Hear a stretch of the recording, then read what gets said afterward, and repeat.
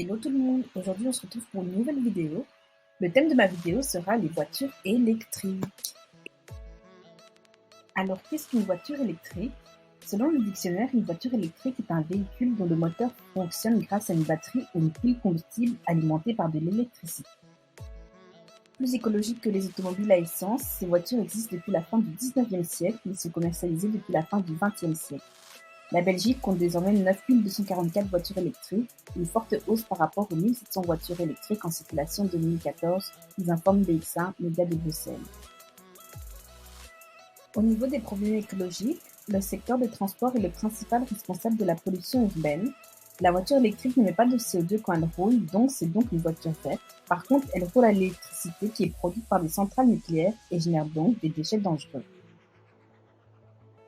La construction de sa batterie et son moteur demande des matières premières, des métaux rares comme par exemple le cobalt, manganèse, lithium.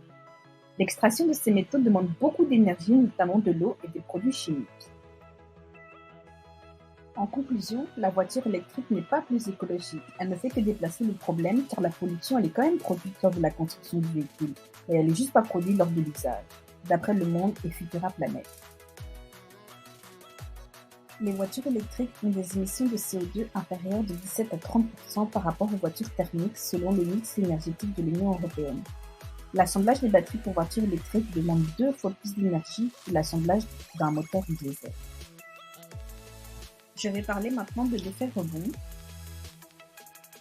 L'effet rebond, c'est quoi? En fait, l'effet rebond est un phénomène par lequel l'amélioration de la qualité technologique d'un bien a pour conséquence l'augmentation de sa consommation. Et dans ce cas-ci, en fait, vu que l'usage des voitures électriques n'émet pas de CO2, les consommateurs ont tendance à apprécier et avoir plus de facilité à l'utiliser, alors que celle-ci engendre d'autres dégâts écologiques. Je vais aussi aborder un autre terme qui est la croissance verte. La croissance verte signifie promouvoir la croissance économique, donc la commercialisation des voitures électriques, tout en veillant à ce que les actifs naturels continuent de fournir les ressources et services environnementaux. Au niveau des solutions pour lutter contre la pollution, il y a le service vélo qui est le fait de rouler avec un vélo puis le ramener à une autre borne. Ça a énormément d'avantages comme le fait que ce soit écologique et bon pour la santé. Sinon, il y a aussi les transports en commun. En fait, ça permet qu'il n'y ait pas d'embouteillage, que les gens n'utilisent pas leur véhicule et donc moins de pollution. Merci d'avoir regardé ma vidéo, j'espère que ça vous aura plu et n'oubliez pas de liker et partager. À la prochaine!